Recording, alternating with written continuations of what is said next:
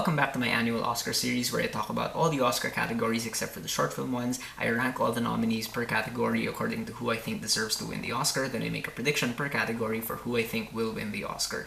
Before going back to the technical awards, I want to talk about one major award that I find really interesting, and that is Best Actress. So the nominees are Isabelle Huppert as Michelle LeBlanc in Elle, Ruth Negga as Mildred Loving in Loving, Natalie Portman as Jackie Kennedy in Jackie, Emma Stone as Mia Dolan in La La Land, and Meryl Streep as Florence Foster Jenkins in Florence Foster Jenkins.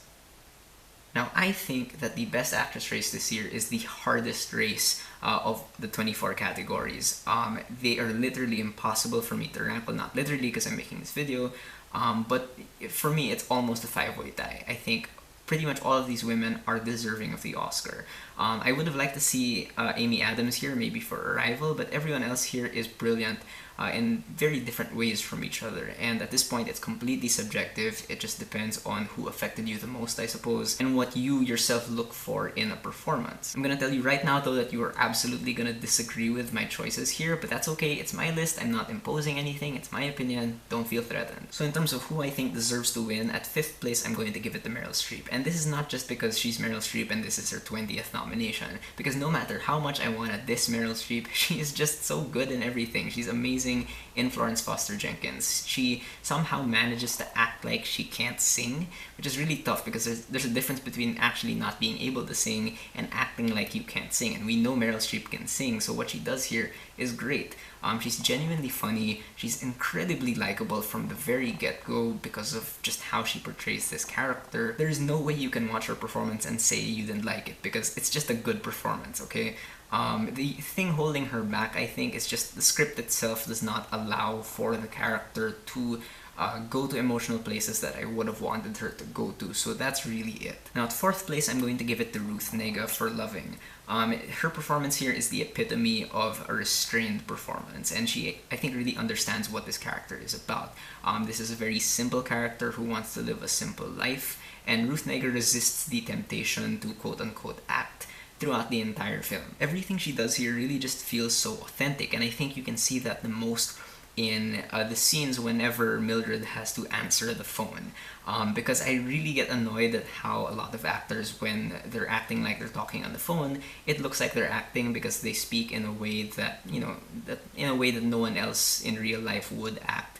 But here in Loving, whenever she answers the phone, it really feels like she's on the phone and they just happen to film her. I know that's a really specific thing to say, but I think it's just symptomatic of just how authentic she plays this character. And you can see it as well in how she relates to the other actors. You simply believe that she is this person. She comes off as real, and that is, I think, the best compliment you can give any actor. 3rd place, I'm gonna give it to Natalie Portman. On the flip side, Natalie Portman in Jackie is clearly acting, but this is her specialty, you know, like how she won an Oscar for Black Swan. Here she plays another really broken character. However, Jackie's brokenness in this movie is so profoundly affecting to me because it's not just a woman who's grieving the assassination of her husband.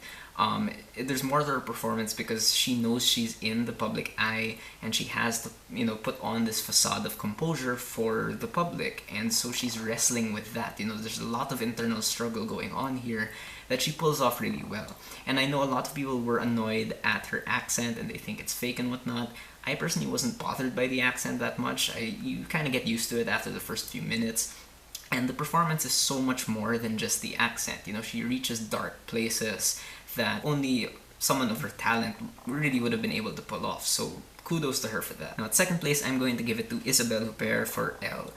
She is so good in Elle that when I started seeing her in interviews and when she won the Golden Globe, I just found it so weird because I completely believed that she was this near sociopath in the movie with no filter, whereas other characters might sort of keep in their anger or annoyance, or they might not, you know, want to say certain things that they're thinking to certain characters. This woman, man, just goes for it, and you believe that she is capable of saying and doing these horrible things because Isabelle Huppert is so good. She never becomes caricature. You believe that this kind of person could be living right next to you and you just don't know it. Elle is a really messed up movie, and Isabelle Huppert takes you to places that you might not want to revisit. but she makes those places seem real, and she really is deserving of this nomination. And finally, at first place, the actress who I think deserves to win this, and I told you you are going to disagree with me, but I think Emma Stone deserves this.